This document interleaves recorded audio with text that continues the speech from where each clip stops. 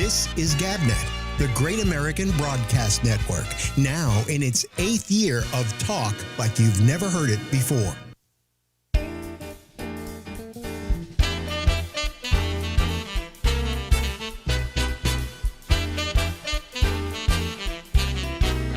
Hey,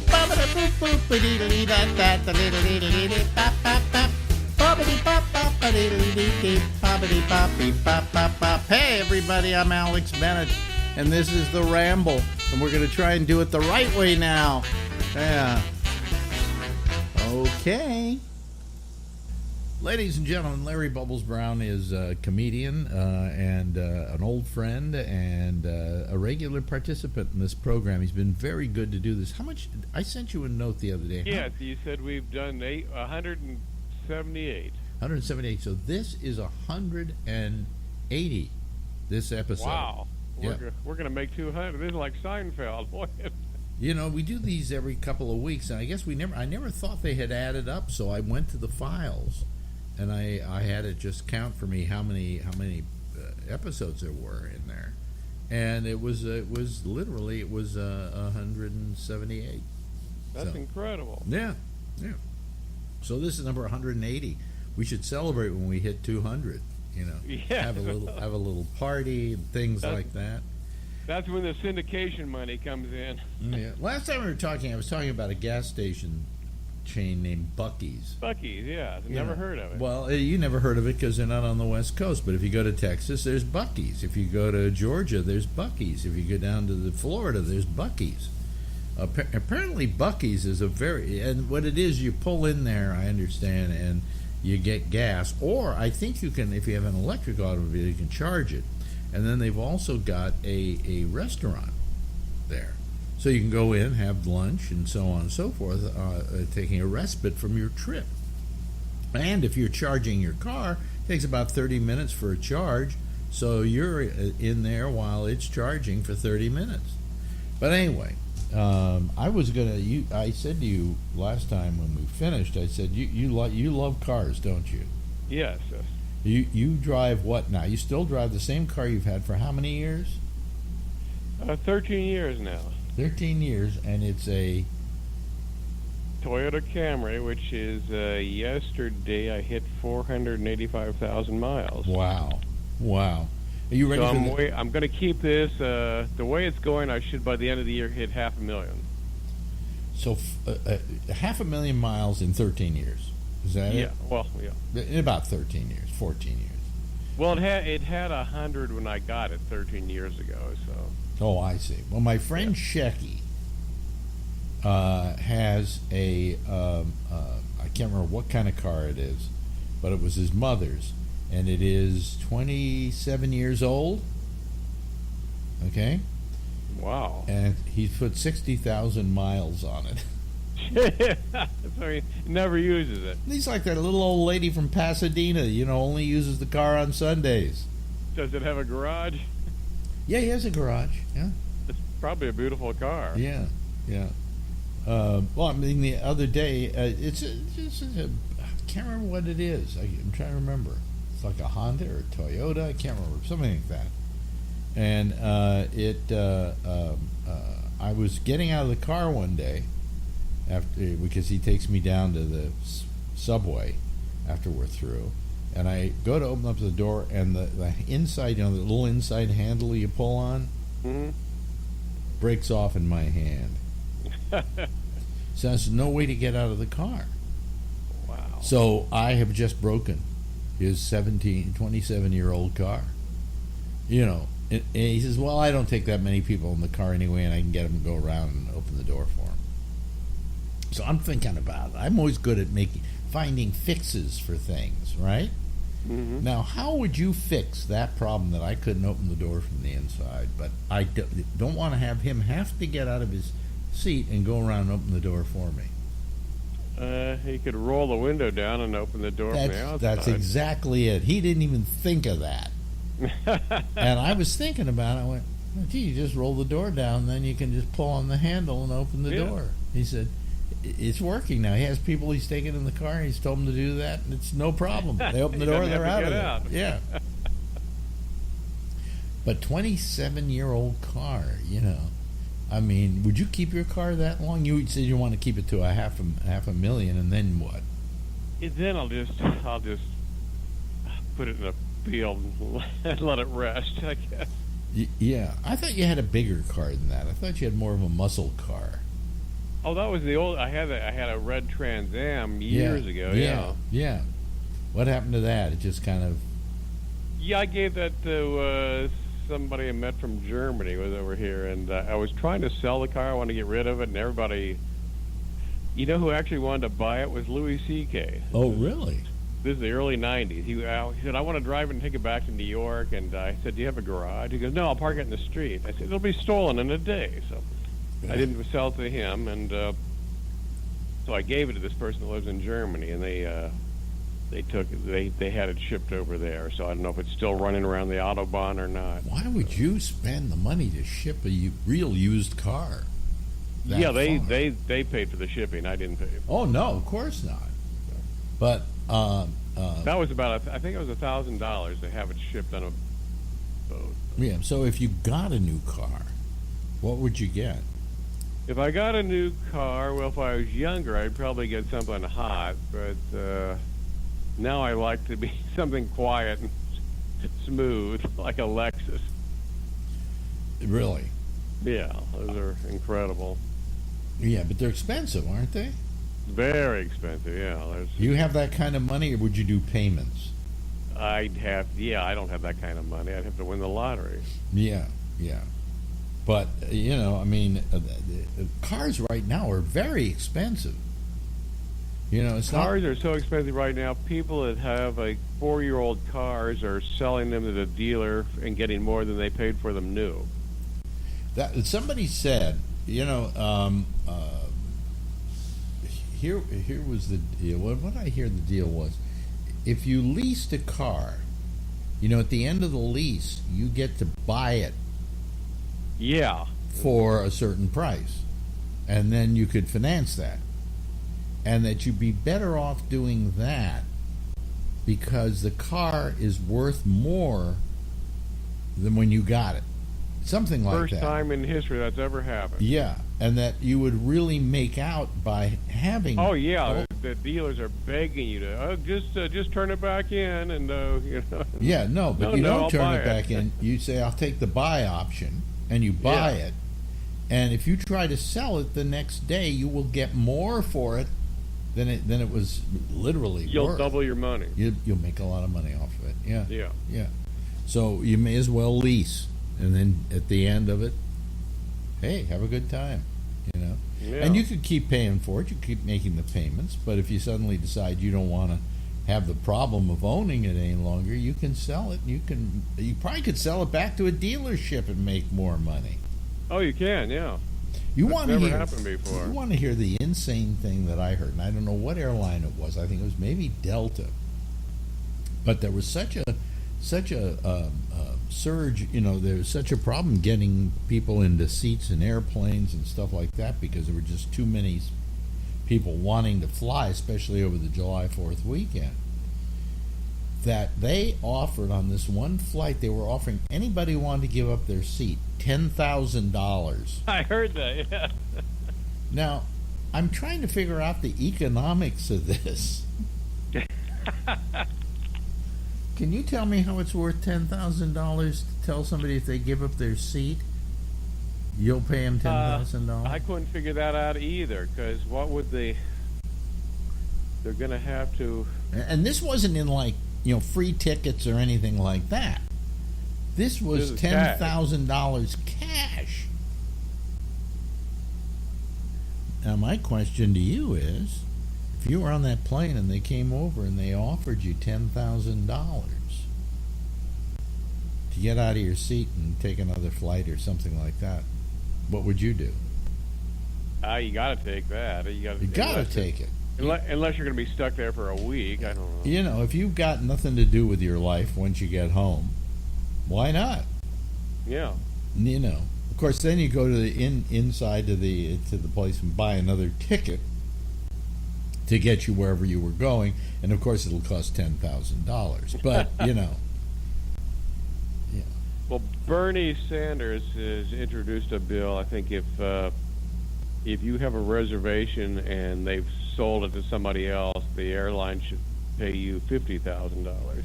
Really? That'll never pass, but that's what he's got. Well, it should pass because it'll make sure the airlines make sure that everybody who they sell a ticket to has a seat. That's what it was like that old deal on Seinfeld. You watch Seinfeld? Oh, the rental car, The rental car, when he goes and she says, well, we don't have one currently available. He says, well, I reserved it. And she says, yeah, but we don't have the car right now. And he said, let me explain. Don't you know what a reservation is? When you reserve a car, it's supposed to be there when you get there. I mean, who lost the concept of what a reservation is? Apparently that's happening with hotels now, too. Really? They're overbooking the rooms, so you get there and, well... We don't have a room for you. Yeah. Well, you don't overbook. You don't overbook. You take a reservation, and then that room is slotted for that person. They always take the reservations on a card now, so they're not going to get burned, so I don't know why they're doing that, but... It's ridiculous. I know. It's the business practice in America are horrible. Yeah. Well, and the airlines, who we bailed them out twice now. Yeah. And they keep screwing us. So. Well, they want to investigate, what's going on with all of this because it's unreasonable. Now supposedly they have a problem because pilots are quitting. They don't have enough pilots or something. Pilots and a lot of the crews have quit too. You can't fly without a full crew. Well, maybe they should start paying them more money or something. Maybe why are they quitting? Is it the money? I haven't heard. I don't think. Yeah, they probably need more money, and it's. I'm sure the way airlines they're packed in these planes, it's got to be a very stressful job. Yeah. Oh, I'm sure it's a stressful job, but it's amazing that they are they're facing this problem. Didn't they see it coming? You would think, yeah. Didn't they accommodate for it by saying, well, maybe we just shouldn't send... They're still trying to send the same amount of flights that they used to send up, but they don't have the crews to take care of them. No, for So sure. they really should have said, well, we're not going to sell these tickets for this flight because we can't get that flight in the air. They had too many flights to begin with anyways. And then the whole jam at the airports when you get there. I mean, we haven't flown in, maybe 5-6 years. And that was a short puddle jumper up to Shelburne, up to Burlington, Vermont. But I couldn't imagine going to Europe or someplace like that and having to deal with these airports. I mean, what's with the crowds there? There are only so many planes taking off. There are only so many people. I don't understand any of it. I really don't. And it's incompetence on the part of the airlines. It's incompetence on the part of the government. Yeah. And a lot of times now the airplanes we canceled your flight, and if they say we canceled it due to weather, they're not required to get you a hotel. So you're stuck in that whatever city you're in. And when are they required to get you a hotel? If they cancel it due to a problem on their end, but if they say it's the weather, it's a problem. And they'll say the weather, even if it's a nice day. Yeah, we had to cancel. It's a problem on God's end. Yeah. Yeah. I don't understand. By the way, I never asked you this. Do you believe in God? No. Okay, me neither. So when we die, what happens? That's it. That's it? Mm-hmm. Can you imagine? You see, I can't imagine that that's it. It'll just be like the nothingness we had before we were born. I know. That scares me, too. I'm scared now to think of what it was like before I was born. But what is the well, world? maybe nothingness might be better than the hell we're living in now. I came up with a theory that when you die, this whole world dies with you. Does that make sense? That's interesting, yes. At least from your perspective. Yeah. You know, but if you're dead, what is there? You know, there could scientifically there could be something. You know, there's this whole theory of the multiverse, for instance, where there are several existences, several universes parallel to each other, and that you simply are still existing in another one of those. Mm. I know it sounds crazy. Yes. But it does fit in with a lot of scientific theory, string theory, and so on and so forth. That there are up to 12 other universes. String theory, I think, up to 12 other universes, and a space between all of them, and that you exist in all those universes. Now, there I may not be a radio announcer. I may be something else, and that you still continue to exist in other universes. You don't think that's true? I don't think so. Because it seems like, you know, here I am, I'm a walking, talking human being, and then I die? Are you afraid? Yeah. Are you afraid of dying? As Marlon Brando said on his deathbed, what the fuck was that all about? Yeah, right. It's true, folks. Marlon Brando actually said that. What the fuck was that all about?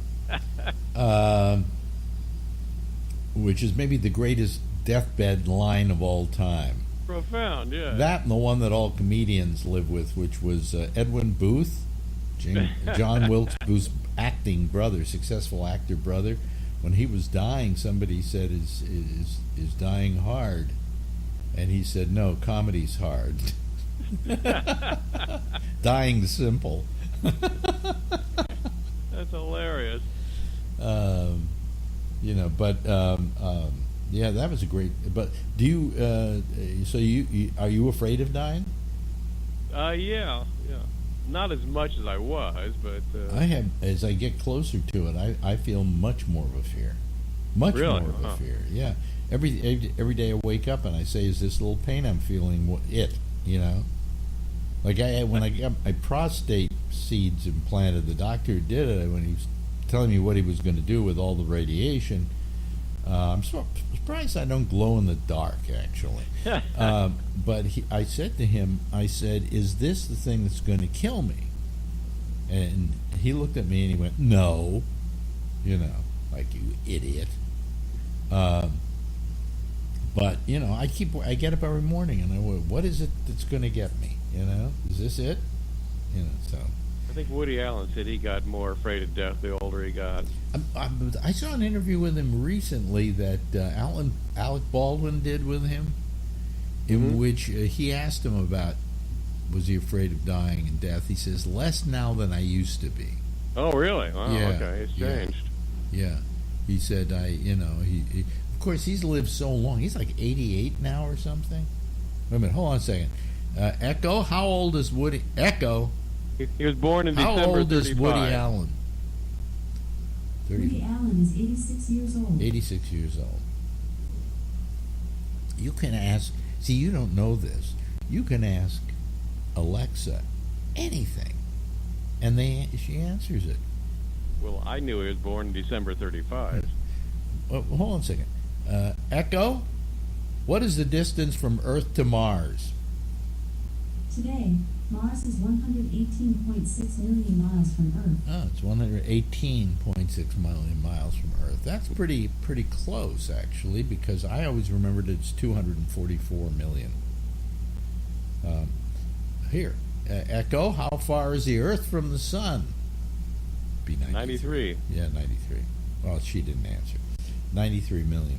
Yeah, you know those, huh? How about? I knew that, and I think the moon's 250,000. Yes, but 250,000. I mean, these things move, you know. So there's an apogee and a perigee, and but how far is Venus? Do you know how far Venus is? How far is Venus? Venus is fairly close, but I don't know that. 78 million miles from the sun, I think. Okay. Echo, how close is Venus to the sun? Today, Venus is 67.31 million miles away from the sun. 67.3 million miles today. So my 78, I think, was correct as an average or something. Yeah, it changes. So. Yeah, and I think, what do you call it, the other planet? I'm out of it now. Mercury? Mercury is, I think, 44. Echo, how close is Mercury to the sun? Today, Mercury is 29.58 million miles away from the sun. 29.58 million miles from the sun. So, yeah, what's great about Echo here is that she was able to tell me those miles as of where they are today. Oh. If I were to go there half a year from now, they give me different distances. Yeah. You know, so you got to get one of these. It's just no. You have to have the internet in order to get it. Yeah, aren't they spying on you through all this crap? No. Do you care? Come on, you know your best line in your act, and it's true. I use it all the time with people. You know, if somebody wants to steal my identity, let them have no life. Let them have it. You know, that's your best line. Yeah. I mean, it's true. What are we so worried about our identity, about them spying on us? What do you have to give them that's going to be of any interest to them? I just find this ceaseless tracking to be annoying. I don't know. Well, I mean, look, you can say that, and that's probably the most innocent tracking that's going to happen in your life. But when you go outside, there's probably a camera everywhere in San Francisco.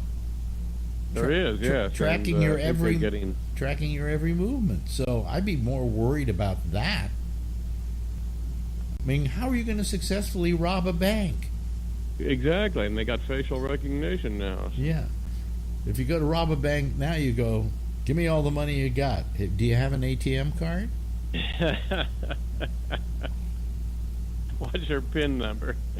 or given today's stuff, they would say to you, well, hold on a second, let me talk to the manager. I don't know how to give you all my money. You know? I mean, it's Patty Hearst would have never gone to that bank. Okay? Today, when they rob from you, when they steal from you, they steal, hacking into your accounts, doing stuff like that. So it's not like they have to put a mask on their face. Yeah. And I just make sure that all the accounts that I have that have any decent amount of finances involved have a really good, strong password. And then I don't answer any of my email. I mean, this is what I said. You're a Luddite, and I'm becoming one. Because the promise of the future that I believed in has turned into a nightmare. Right. You have a cough? Maybe I'm getting COVID. Yeah, maybe you're getting COVID. Right. Caught it from you over the phone. See? I'm not wearing a mask. Yeah. Wouldn't that be terrible? We should start spreading the rumor that you can get COVID over the phone. Over the phone from people. And you know something? People would believe it. You could freak out a high amount of people with that. Yeah, I bet you could. Yep. So let's do it. Yeah. So let's do it. Let's start the rumor.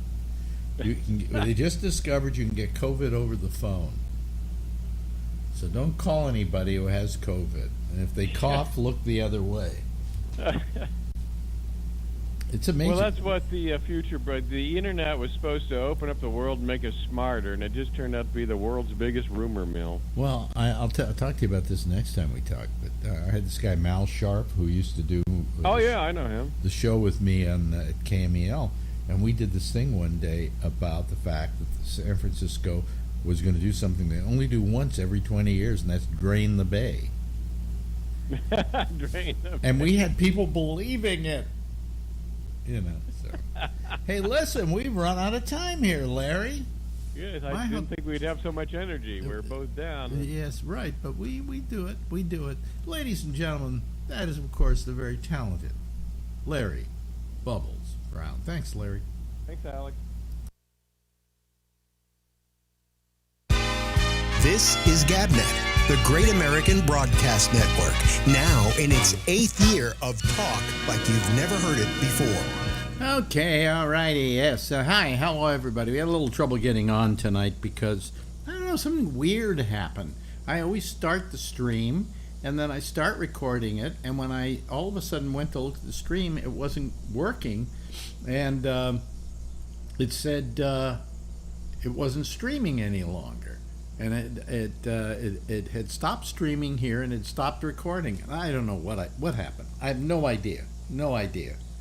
But anyway, so I just started everything all over again, and we were off to the races. Now, I want to clear a few things up. I may as well bring our panel in here right now, our citizen panel, because some of them have been online on the chat room, making all kinds of accusations about my broadcasting ability. And that, hello there, Charlie, you're one of them, actually. There's this thread that goes, I think this is an old Bubbles interview, or I'm having 30 minutes of deja vu.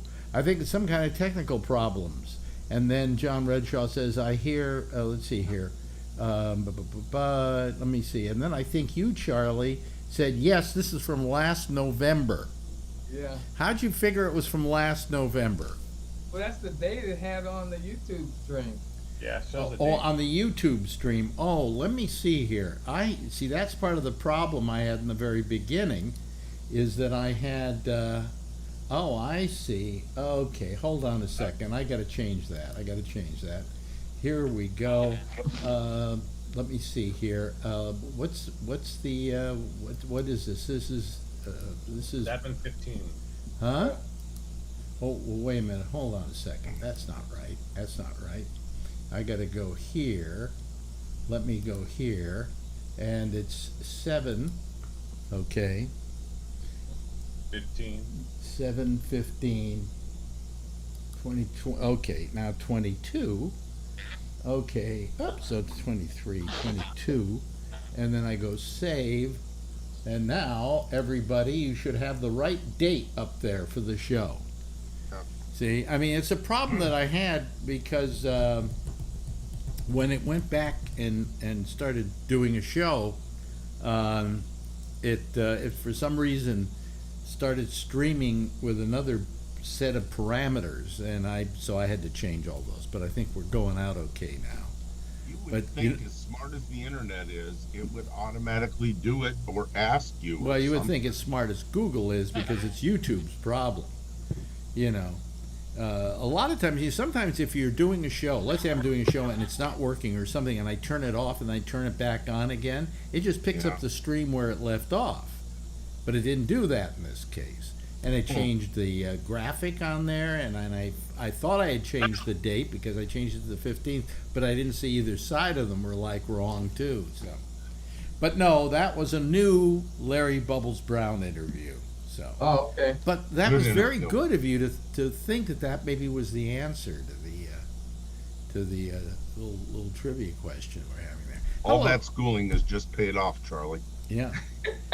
Josh, you're back with us. You were away for a week, and you took a trip, right?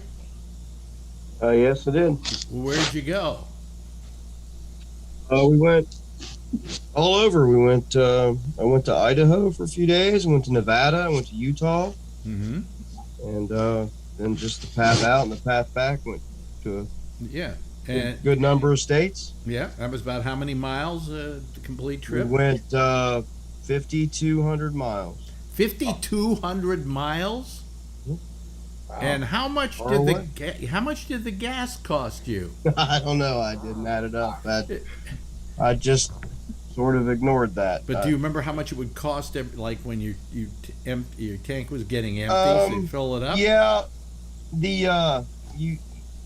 if anyone who's ever traveled out west will understand, when you stop out west and you have a chance to get gas, you get gas because you do go through places where you might work yourself into a bad spot if you don't. But a number of times I filled up and it was at like half a tank, and it was costing me like fucking like $70 or $80 or something. It was crazy. And I don't have like I have a Jeep Grand Cherokee, so I have a regular SUV. I don't have like a big truck or anything like that, so the tank's not enormous or anything. Yeah.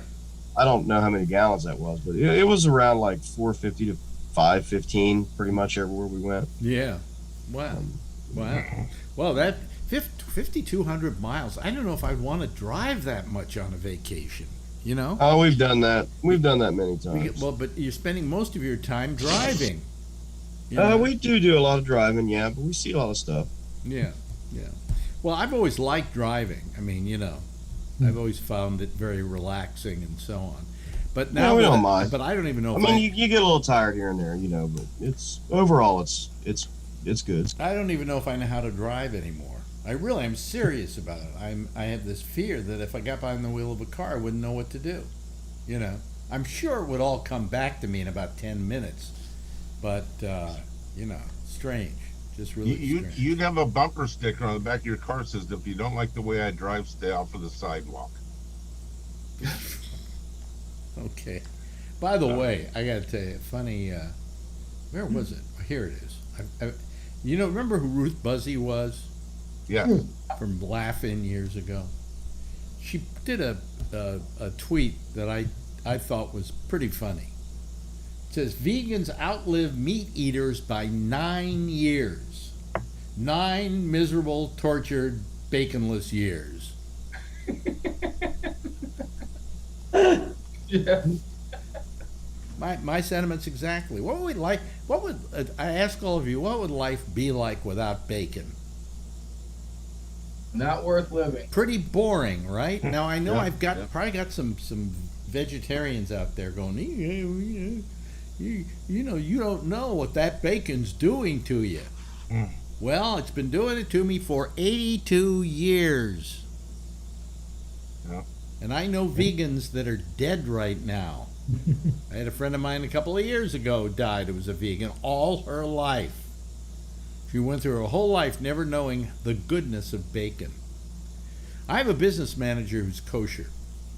He's kosher because when he was raised kosher. And somehow you get into that and you don't get out of it. So he doesn't eat bacon, doesn't eat shellfish like lobster. Now here are 2 things that are just, to me, God gave it to us as a treat, okay? The only thing we have in common with dogs, bacon, So I mean, but he was, I said to him, you've gone your whole life without having a lobster or ham or bacon. How's that feel? He says, I don't know. I've never known it. So if you never do it, you don't know what you're missing. So anyway, but he's going to a nice big Jewish heaven, okay, and I'm going to a deep, deep, dark Jewish hell. Lots of bacon. Huh? With lots of bacon. Yeah, and the fact is that. Oh, hello again. Hello to Kevin. Kevin's been away too. How you doing, Kev? Anyway, I was just saying that I just can't imagine a life without bacon. It's just one of those rare treats, Everything's better with bacon on top of it. Bacon is even better with bacon on top of it. If you haven't ever tried that. But I have to mention this. Jack will not be on tonight. Oh, okay. You call again? Yeah, he called. No, he didn't fall. He called me, and he was just. I think he was really depressed because he just he has a hard time walking right now, and he has to use a walker, and now he's thinking maybe even a wheelchair. And he was so depressed about it. He just didn't want to do a show tonight. He said, I tried to get up off the can tonight and I could barely do it. And I'm thinking I'm only a couple of years behind him because I've got neuropathy too, but he of course has it based on his diabetes, which is far worse than what I've got. So, Jack. You're older than he is, aren't you? Yeah, see, if you know how to get a hold of Jack, you might write him a nice note. Cheer him up, get him back to doing what he does best, I told him if he wanted to do a show tonight to let me know, but I haven't heard from him, so I assume he's not going to be doing one tonight. Can we talk about COVID for a quick minute? If you so desire. Okay, first of all, I'm not a doctor, but anyhow, I was on the CDC Zoom panel this morning that happens once a week with me, and the newest variant that's coming out, everybody's heard of BA4 and 5. Mm-hmm. The newest variant is labeled BA 2.75, where they come up with these numbers. The World Health Organization, I think, comes up with them. So it started in India. It's part of BA2 that never took off here in the United States, but it's in India, widespread. It's in California, it's in Germany, it's in Australia, and it's in the UK. They're not sure if it's going to take over as the main variant or not. Wow. Yep. And so they don't know if prior. Sorry, excuse me. I got my notes in 15 places. So they're not sure. Let's see. Let me go back to this. Hold on just a second. You're getting like Phil now. Except for this is real news. Yeah. Yeah. A lot of people predicted a few months back or a year ago that COVID was going to be like the flu. They were wrong. It's just not going to. I'll tell you what happened. But I will say, I don't know. Actually, I was going to test tonight. Maybe I'll test during the show. But I just had COVID. The family just had COVID, and I've been more sicker with the flu. Yeah. Yeah, but I had a cough and a sore throat. Sore throat was probably about for 2 days. I've had a little stupid cough. But when I've had the flu, I've had a fever, I've been nauseous and stuff. And everybody that I know with this next strand right now, it's just been a cough. It's getting weaker and now weaker. you're saying that's all, but listen to me. Marjorie has been feeling hard. It's been hard for her to breathe the last couple of days, although it gets better. Okay, and so she went to her doctor today, and because of this, and asked him. And he ultimately said, I'll send you to a pulmonologist just to make sure about it all, but that what you've got really is the long haul of COVID, that this is a thing that you may have just had a little bit of it, and all of a sudden it's like this, it just keeps on giving and keeps on giving and keeps on giving. You could have asthma now and never had it before. Yeah, so he said, I see a lot of people coming into me with symptoms that don't have it anymore, Yep. And so that's, you got lucky, Brian. My whole family got lucky, I guess, and everybody I talked to, my other car friends, the same thing. So I don't know. Good. Yeah, but Good. You might find yourself to be kind of like tired and sluggish and so on every now and then. I listen to Alan, I get tired and sluggish. There you go. Yeah. So monkeypox is spreading. Oh, good. Oh, no, here we go. Is there any good news? Is there any good news? Come on, let's go to Josh. Josh, any good news? Yeah, let's go to Josh. Get some good news. I'm tired of all the bad news. They had a report tonight on our local, and it was someone that has some disease, and I forget what it was called. And it was one person that had this, and they said it's not spreading or anything, but nothing for anybody to panic about. But here's his address. The way you freaking have it on the news, idiot. That's what Donald Trump said about COVID. Well, let me give you an example. One case, very rare. Don't panic. Here in New York, they're going crazy over monkeypox. Okay, they got people waiting in line to get monkeypox vaccinations. Okay, oh boy, monkeypox this, monkeypox that. How many cases of monkeypox have we had in New York City? Well, I think it was something like 37. 414 Oh, according to the CDC today. 414 in New York. How big is the population of New York City? Yeah, well, that's the issue. Huh? Yes, the population right. of New York City is slightly over 19 million people. Right. So it's not spreading as quickly yet. Well, so 400 cases, man. And how do you get monkeypox? Well, don't kiss a monkey. How do you transmit monkeypox? Mainly contact with somebody else. You get it from giving people monkey bites. There you go. Or kissing. Now, monkey. there's a term I haven't heard in years. It's not a respiratory disease. That's right. It's sexually transmitted. Yeah, but gays are getting it primarily. Well, I'm safe then. Well, but straights are getting it too now. Straights are getting. They spread this that all gays thing happened during HIV, and boy, were they wrong. What? Well, no. There was a reason why why they were. They called it a gay. What do they call it? Not gay disease, but a gay epidemic. We're talking about the HIV. HIV, right? And my nose is itching tonight. God. Because of the type of sex gays practice, the anal sex. It was much more transmissible. Much more transmissible. Right. And the only way they could have sex was that way. And it was the only way in which you could take a sperm, which is a blood product, and combine it with blood, because you would then rupture veins in the anus. All right? And that's what caused it to happen basically among gays, and it pretty much stayed in the gay community. I mean, it did get outside the gay community as well. But largely it was still, that was and I felt horrible about it because I had to give up my boyfriend, and I felt terrible about it because I had so many gay friends, and I had gay friends who had gay lovers. And gay friends that died of it. Well, yeah, but to think that the one thing that is an expression of your feeling for somebody else, okay, is now a thing of great fear and anticipation.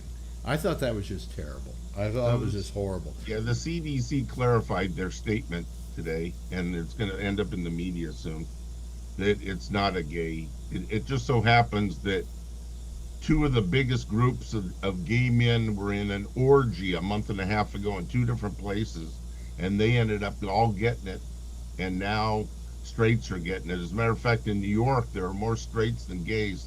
I'm not even going out.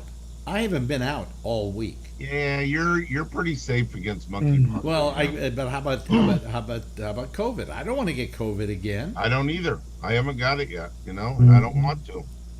I mean, I think only two people on the show have had it. Yeah. And one person has it currently. One person, you have it. I got it. Let's see, who else? Oh, that's right. Nobody else. That's right. Oh, wait a minute. Josh got it. Josh had it. Yep. And Vernon, you haven't had it yet, right? Okay. Well, just because my wife and I are dirty people. No. I think you had a case of bad luck in your case, Alex. I don't know. No, it wasn't bad luck. I mean, I had to go to the emergency room. Right. No, that's what I'm saying. But I'm saying that, I don't know. Forget it. I mean, you would think the last place you'd get it would be a hospital. Okay? You'd think that would be. If you're sitting in a waiting room, though. And she got it in the waiting room. And people in the waiting room, they're not as, how can we put it, as careful about those people. That's right. That's right. So, anyway, our... who brought it home to you? Well, who brought it home to me? Yeah. I said then she brought it home to you. Yeah, well, Marjorie brought it home here, and then I got it from her and followed her by about 2 days. And I never got it as badly, but it's still, I've been dog tired ever since. It does continue to affect you. So, Kevin, where did you go? I saw that you were at some air shows and stuff up in Oregon and stuff like that. No, I went up to see my buddy's wife, the one that passed away from ALS. Yeah. To visit her. A horrible way to go. Oregon. Yeah. What's that? That's a horrible way to go. And that are the things that Alan would like to talk about. No. Actually, don't know much about it, but I have had a friend die of it. So. But how was your trip? It was real good. Went up there and hung out, saw a couple people I hadn't seen for a while, and went out to the Evergreen Air and Space Museum and saw the Spruce Goose and a bunch of airplanes. Oh, the Spruce Goose is up there, isn't it? Yeah. In McMinnville, right? Yeah, that's right. Yep. Alan always has to join in. No, I own rental property in McMinnville. I'm sorry. Oh, okay. Can I rent it from you? You wouldn't want to. Why? But yeah. Why? Is it a terrible place? No, they're just. No, just he's a terrible they're landlord. duplexes. You're probably I'm sure Lord. you have a lot nicer place than those places. So. Yeah. Well, our president today went to Saudi Arabia, and is now taking great heat for a fist bump. Yeah, Phil sent me that message. Jesus. What message? Oh, that he didn't shake hands. He fist bumped like, oh, it's okay. Well, everybody's fist pumping because it's safer than shaking hands. Yeah, of course they are. Yeah. You know, he was, although Biden stepped off the stage in Israel and went to shake somebody's hand and there was nobody there, that was kind of cute. But they made a big deal that the Saudi Arabia press was the ones that got it and posted it everywhere and showed everybody that look, the U.S. is good with us. No, that was a regular press opportunity. I mean, he pulls up to the whatever that place is at the Sheikh or the MS. What's he called? MSB or MBS? MBS. Yes. Mohammed Sheikh bin Salman. Anyway, he said he told him off, for Khashoggi and so on, and then got down on his knees and blew him for gas. Yeah. And remember, Trump, right after he died, Trump said he'll make whoever did that held accountable. He made a big deal about that, and he didn't do shit. Yeah. Just like he didn't build the wall. Well, I mean, I don't think we need to really go after his oil. I don't know why we did, why we are. We can start drilling for oil here and probably taking care of our needs and getting it from other places. We drill enough oil to handle 100% of our oil needs. Yeah, so let's do it. It's just that Texas oil companies want to put it on the market for more money. Yeah. Mm-hmm. But I mean, I'm happy with the gas is going down. The prices on gas. So I mean, as Josh was driving along the highway, he was saving money. What? This whole trip to Saudi Arabia is about Putin. They want to get the Saudi Arabia to pump more oil out of their oil fields so that the price of crude oil goes down and Putin doesn't get as much money for the Russian oil. Okay. All right. Yeah. But I mean, I don't know. I mean, look, we have a problem with Joe Biden. There's no question about it. But they're on him for everything. He can't do anything right. You knew that he wasn't going to have this meeting in Saudi Arabia without heat from people because they're just on his case every time they can. And I think he did what I would have done. I wanted to go to him, talk to him, like getting the oil from there and so on and so forth. But on the other hand, he, he did say that I told him that I know he killed Khashoggi, and that the United States doesn't stand for this sort of thing. Now that we've got that piece of work, and as I say, then he dropped to his knees and begged for oil. So I mean, but he didn't just let him get away with it. All right. So, and I'm sure MBS or whatever his name is it what is it? MBS. Yeah. MBS. Probably knew he was going to get a ration of shit about that. So he was probably ready for it. And he said he had an excuse. He just said, I didn't do it. I'm sorry. And of course he didn't do it. Other people did it for him. Yeah. Okay. He ordered it. And do you think he really On gave his command. No. What do I say? Think what? I said, do you think he really gave a shit? No. No, of course not. So he's over there, he's playing. But how petty are you? Playing with us. And I hate to use the term petty because that really takes this whole thing and turns it into a smaller thing than it really is. But how petty do you have to be when you go around killing people in another country or writing crap about you? It's just, you've got more money than you'll ever need. You have a plush life.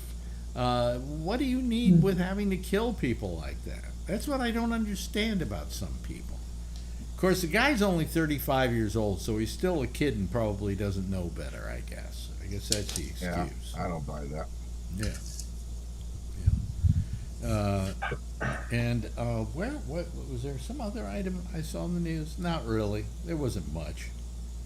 Nothing but the secret White House tapes have been erased. Oh yeah, the Secret Service tapes. Yeah. Text messages. They were this tapes from the tapes from the 5th and the 6th of January. Text messages. And they claim the reason it happened was they were switching over to new cell phones and they erased the old ones. They don't have the cloud, do they? Well, they say they may according to the committee, they're going to try to recreate them. Yeah. From the cloud. Oh, okay. Well, I hope so. That would. Yeah, they erased the cloud too. Yeah, the cloud disappeared. It rained. So anyway. Is that why it's been so blue today? All the clouds have been erased. Yeah. So anyway, on a good news note, the murder rate is going down in our city. In your city? Yeah. Well, just in time for me to get there. Anybody? Oh, you're going to his city? I'm going to Kentucky. Oh, okay. Why are you going to Kentucky? Family reunion. Oh, okay. All right. What city? Lexington. Well, that's just down the road a little bit. Yeah. Jeff, are you there? I see it. Your camera isn't on. It's not? No, it's not. It was. No, never was. Well, at least we aren't getting your browser's off. His browser. Well, just go over to your camera and you should be able to turn it on from there. Where does he turn it on, folks? I don't want to go to. Oh, Pam.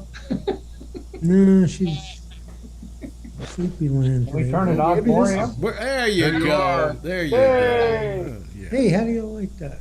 Yeah, because your name was up there, and I didn't hear anything from you, and I figured, hey, maybe he's just up there, And then I figured, well, maybe he is on there, but he doesn't know his camera isn't on. Yeah, it was on. I remember I adjusted my head. You adjust? Oh, you know what? Because I think you can see yourself on yours. Well, no, you shouldn't be able. I see myself. I can see myself. I can see myself. Yay! Oh boy. So anyway, anything in the news you want to talk about, Josh? God. Well, there's not a whole lot of stuff going on the last few days. It's much different. I do think that it's whatever has happened to the U.S. Secret Service in the last couple of years, and it's not really a Trump thing. It started well before Trump. Well, don't you remember this went back to? Didn't this go back to this? Did this go back as? I'm trying to remember when they found all those Secret Service guys partying. Yeah, that was under the Obama administration. Yeah. And there was some stuff going on in the Bush term. I mean, I really don't know what's happened there. They've changed directors a few times, and I mean, it's shameful. I mean, I think it's sick. I mean, I come from a pretty small town, and he is not there anymore. But when I was young, we had a really good family friend who was from here, but had left, and he joined the military. And when he got out, he became an agent in the U.S. Secret Service, which was then under the Treasury. And after a couple of years, he was able to get a job in the Protective Division. And for about 4 years, he was a body man on Bill Clinton's detail.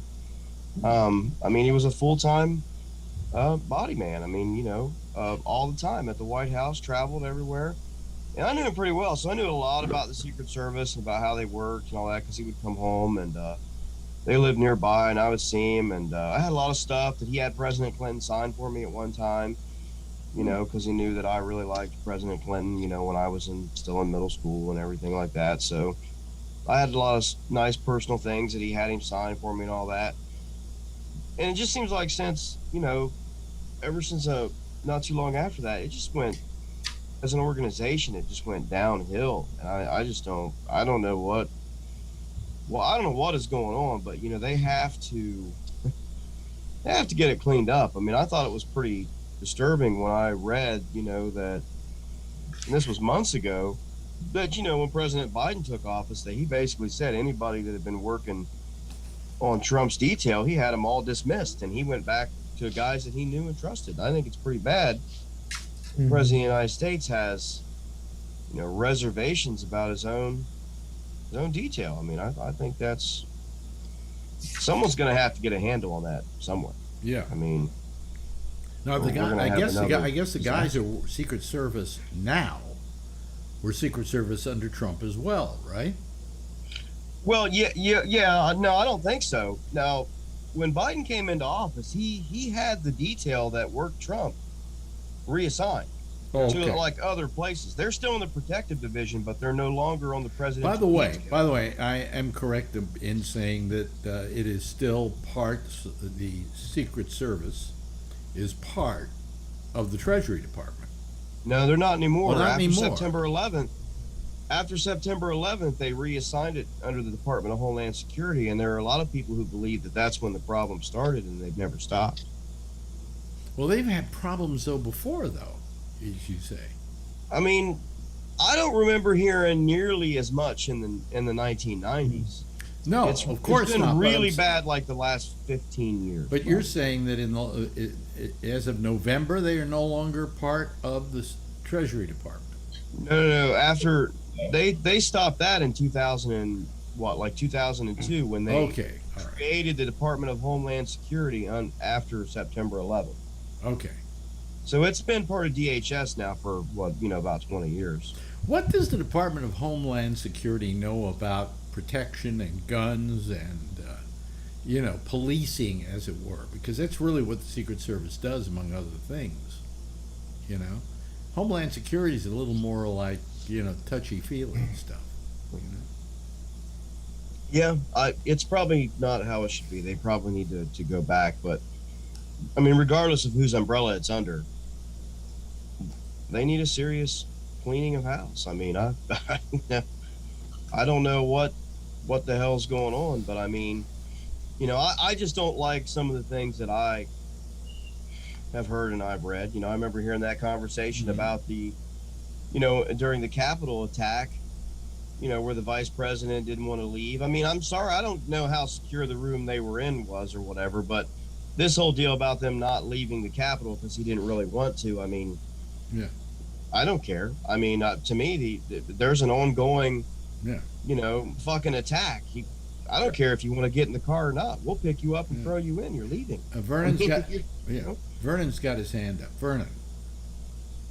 I've begun reading that Carol Lennick book called Zero Fail, which is about the Secret Service. And I haven't gotten all the way through the book, but I have gone through the chapter about the Kennedy assassination. And it's rather eye-opening that the detail number one was too small for that trip. And they were all exhausted. And several of the agents had gotten drunk the night before Kennedy was assassinated. Oh, that's good. Well, also, we didn't take the same procedures we do today to protect a president. I mean, the last time a president... When Johnson was sworn in, he he did not like the Secret Service at all. He was threatening to send them back to Treasury to go hunting for counterfeiters and bring in a detail of FBI agents to protect him. Mm-hmm. Mm-hmm. Well, Yeah, well, they swarmed him quite a bit, in an overreaction afterwards, and he was not fond of being hovered over. There's a tape of him calling somebody and asking them to find out how many agents were on Kennedy the day that he was shot and how many agents are on me now. And by tomorrow, I want it put back to how many agents were on Kennedy. And if I don't ever have to go to the bathroom again, that's what I'm going to do. Yeah, but when Kennedy dead, was shot, we weren't as aware of the need to protect the president. I mean, the only other incident we had near that time was Truman, I think, when somebody attacked the. Truman wasn't in the White House for a couple of years. He was in Blair House because they were redecorating. Okay, and some Puerto Rican extremists attacked the Blair House. But that was the closest they ever came to that, and Truman wasn't even there, I don't think. But that was the closest they had come in recent times. In recent times, who was the other one? Was Lincoln the other one the closest to Truman, or was it Garfield? When was Garfield president? Garfield. Yeah, they'd had. I mean, by the time Kennedy was shot, 3 presidents had been shot. Yeah, but it wasn't considered. You protected them. That's why you had a protective service. But they didn't do the kind of things they do now. No. It wasn't like it was today, where you literally can't get within. You talk to my friend 500 yards. You talk to my friend Shecky about the time that Obama appeared on the Letterman show, and the kind of Secret Service that suddenly descends on the place, and the rules and regulations and the things you got to do and can't do, and blah blah blah. And you got to present everybody's name who's going to be in the building. Well, we have a studio audience. Well, we'll watch them carefully. So today they are a little more protective of the president than they ever have been, because people just want to kill whoever's president, and sometimes these guys get lucky, but with the wrong presidents, So what happened? It's just so I don't. It seems to be. It seems to have some incompetence and some corruption, and those are the last 2 things that you want in an agency, or at least a division of an agency, where their job is to protect the most important people in the entire world.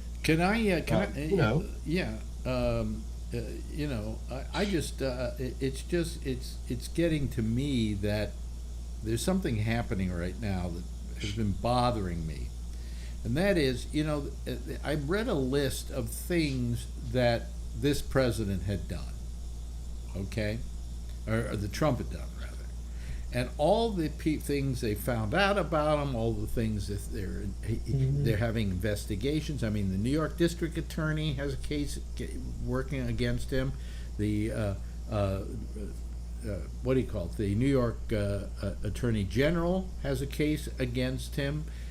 There are cases against him in Georgia now, where they're thinking of indicting him for insurrection, for trying to fix their election by trying to force people to do things.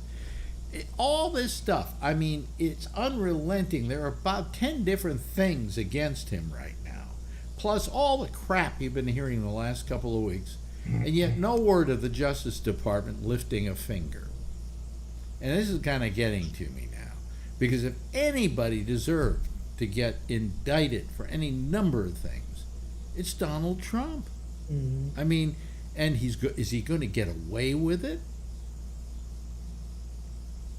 Well, he thinks that by announcing his presidential run early, that'll make Merrick Garland back off ever doing anything. Just by announcing that he's going to run. Do you think that would hold Merrick Garland back? He thinks it will.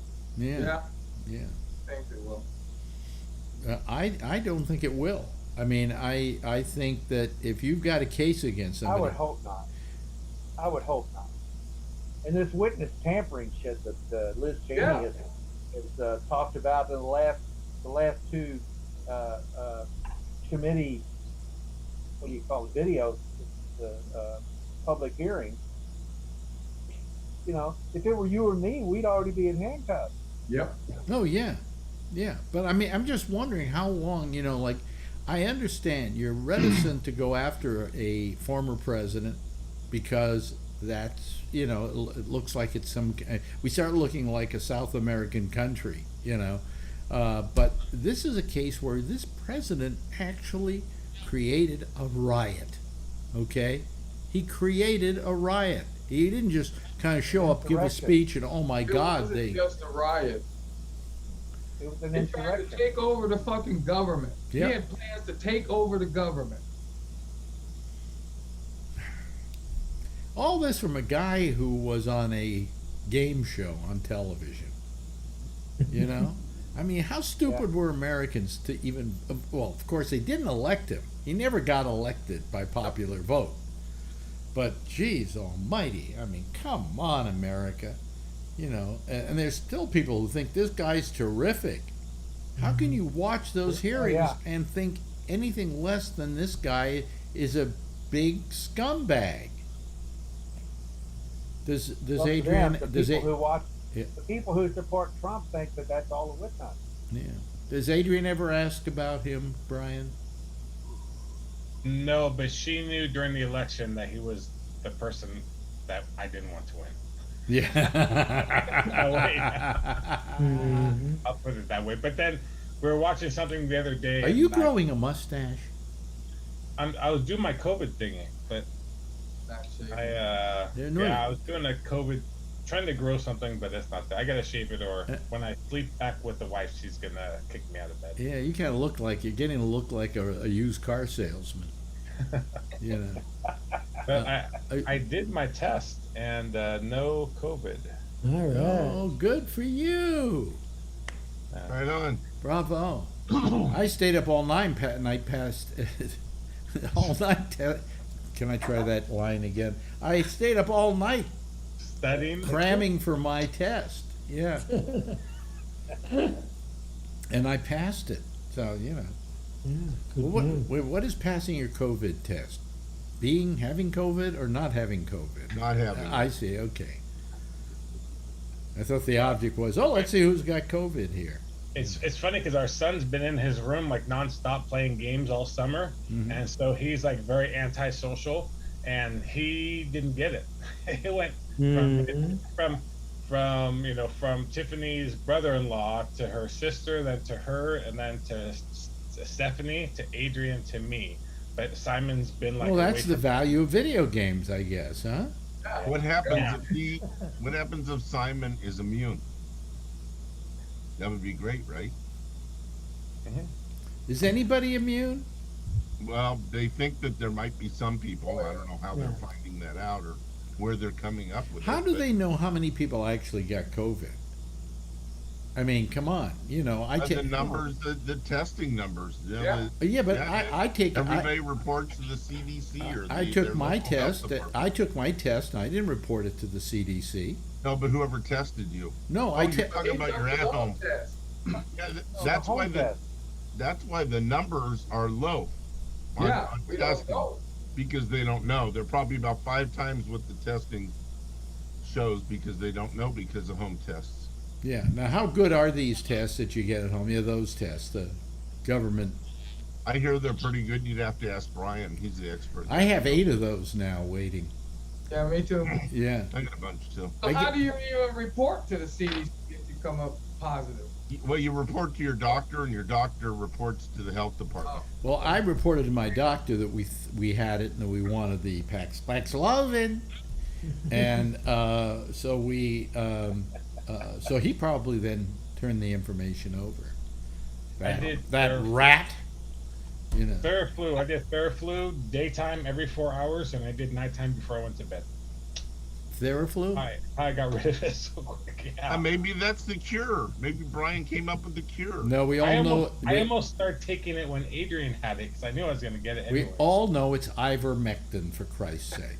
And bleach. Oh, by the way, the other night on this program, there was some terrible information that was passed by Alan, by Brian, by several people here, including myself, about how to clean your pots on your switches. Oh my God! Now wait a minute. Hold on a second. A pot, ladies and gentlemen, in case you're listening to me now, is not the thing you smoke. It's on a control board like the one here, and they slide up back and forth. And after a while, sometimes they get scratchy. And then what you do is you take pot cleaner, attenuator cleaner, and you spray it in there and move it back and forth, and then it loosens it up and gets it going.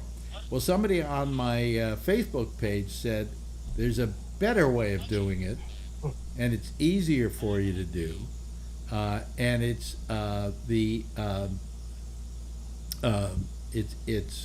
use isopropyl alcohol.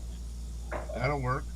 Okay, isopropyl alcohol will do it, and I remember now when I was a kid, and I worked at radio stations. We cleaned our pots with carbon tetrachloride. Oh, Remember carbon? Anybody remember carbon? Isn't that a cancer-causing agent? Well, you know it. I'm sure. carcinogenic. Huh? Carcinogenic. It's carcinogenic. Yeah, very. Oh well, maybe that's the reason why I got prostate That's why cancer. it works so good. Yeah. Yeah, really. But you can use isopropyl alcohol. Will do it. So a lot of the cleaners in the can, the main ingredient is isopropyl alcohol. I don't think so. I think it's a bunch of other stuff too. I have a can of it in the other room. Well, there's different. Even WD-40 puts out some of it. Because this one's never gone bad on me, but my other board kind of got scratched. What happens is that when they assemble the potentiometer, they put a little bit of oil in there to keep it lubricated. Mm. And the oil dries up. And when it dries up, it affects the performance.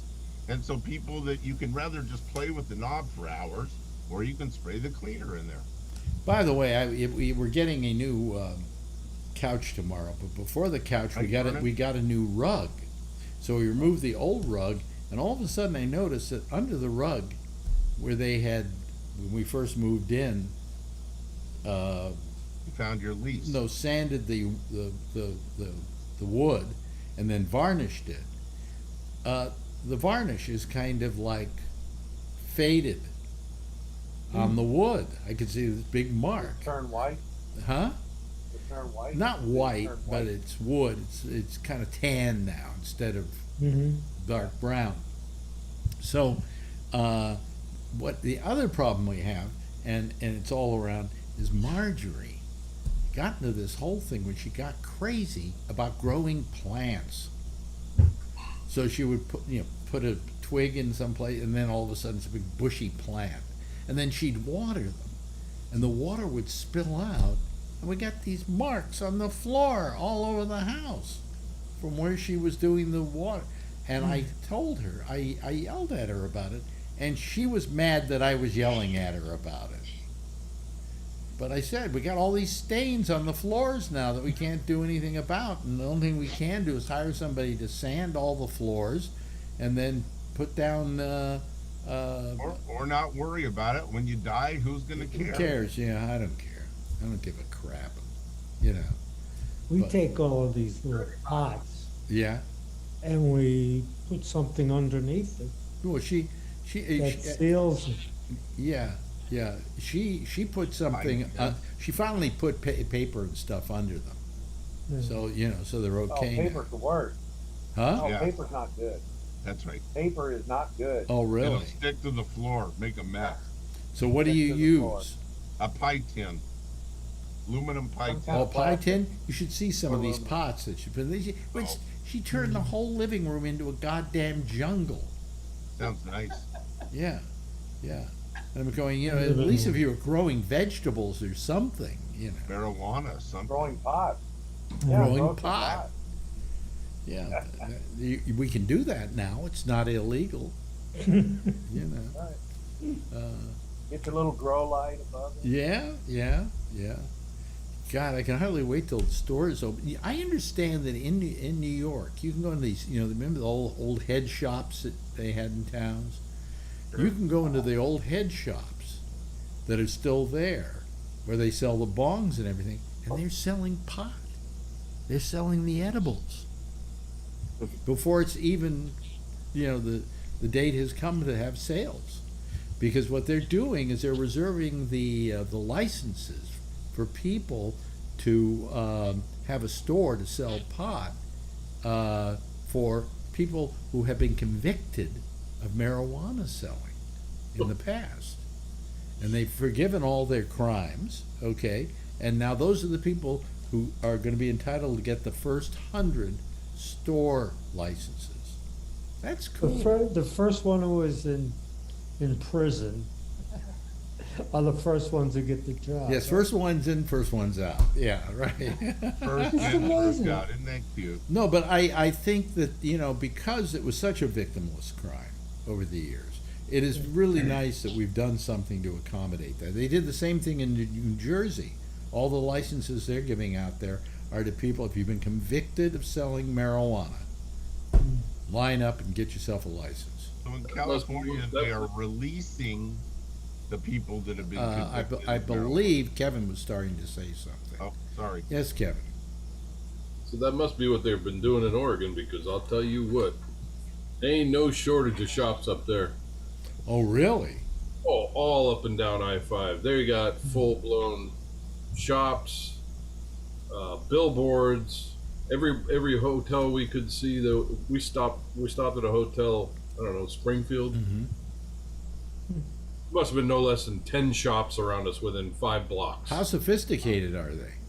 Oh, either junk or sophisticated. They're either junk shops or they're full-on beautiful shops. Yeah. How many shops did you visit?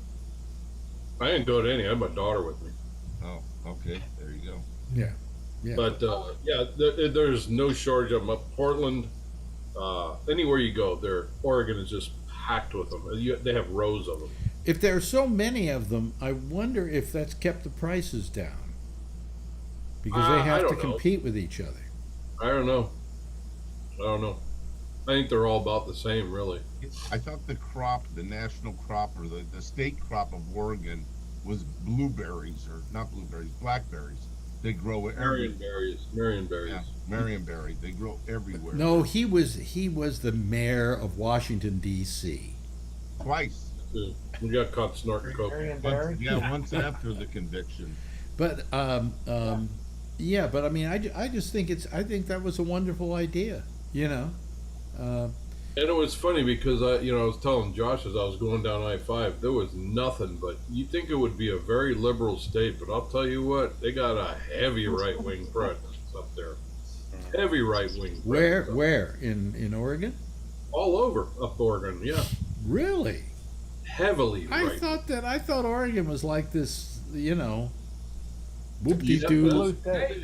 I tried to take a picture of this one area just above Roseburg, I think it was, and it was a whole strip row of, shops, like a truck shop and whatnot, and they had rebel flags and regular flags and signs that were probably the poster, the what do you call it? Banners. Yeah. With letters that were freaking 4 foot high. Let's go, Brandon. Yeah. Trump, Pence. We won. They lost. It was fixed. Stop the steal for 4 blocks long. With all their pickup trucks parked in front and their flags hanging off the back of them. But was this a certain neighborhood where right-wingers live? No, this was businesses. These were businesses. Oh, boy. And then there was, all up and down I-5, farms where you could see this happening. It was just, I'm just going left and right. And, of course, when you get up in Portland, where I was, just south of Portland, the outskirt towns, all over the place. There, flag-toting pickup trucks flying around, running into people, and it was crazy. I'm thinking, I thought this was supposed to be a liberal area, and it was not. I mean, you go downtown Portland where the federal building is, and of course Antifa was there. Yeah, Right. yeah, right. But, you know, it was Kinda pretty. like- You don't realize how conservative it is out there. Yeah, it is. God, that's amazing. It's That's amazing. kind of like my state, okay? Yeah. The liberal areas or the metropolitan areas like Louisville and Lexington and northern Kentucky, right across the Ohio River from Cincinnati. But out in the rural areas, it's all Trump country. Yeah, yeah, and I think it's just that the liberals don't make a lot of noise. It's all the conservatives making noise. California is that way, though. You Yeah, get true. out of the, you know, if you get out of the Valley. out of Sacramento, San Francisco, LA, and San Diego area, the rest of the state is red. Yeah, it's true. Well, yeah. I mean, They make most of the noise. So California is not as liberal as most people think. Yeah. It's just liberal where it's liberal, Right. you know, and very heavily so. But is the Bay Area still pretty liberal all the way around? yeah. Oh, yeah. Okay. All right. Okay. Well, You get out to the Lake Don Pedro, all those areas. and Central Valley. Yeah. These guys got all the Central Valley. When I go to Lodi, there are a couple trucks with the Oh, big yeah. flags in the back, yeah. like it's election day. Don't tread on me. Oh boy. Well, there's our theme. Wow. That's all right. Been a nice gathering tonight. Really faint line, so it's going away. Faint line. Yeah, Even a faint on line the- counts as a line. Yeah, it's a line, but it's going away. Yeah. That's- Yeah. Well, It was really stronger than that. check yourself tomorrow. You'll probably be okay. You know. Yeah. Hey, listen. Thank you, Alan, for being here this evening, and thanks to Josh for joining us. Good to have you back. Good to have Kevin back. Good to have Brian here as always, as well as Charlie, who are regulars, and nice to see you when you come by, Mr. Null. And of course, Jeff. Thank you so much. Everybody give a big wave goodbye, and I'll give a big wave goodbye at you, okay? There they go, folks. Bye. There they go. Okay. That's it for tonight, folks. I will, Jack Bishop is not going to be on tonight, okay? So this is the last show of the evening. He's just not feeling well, but hopefully he'll be back again on Monday. In the meantime, in between time, I'll see you again on Monday when we do the pop-up show, which will be on Facebook. And then again, okay, we'll be back here on Wednesday at 10:30. Yeah, same time, same station in life. And by the way, as always, and it's always my admonition, if you see her, tell her I love her, okay? Good night, everybody.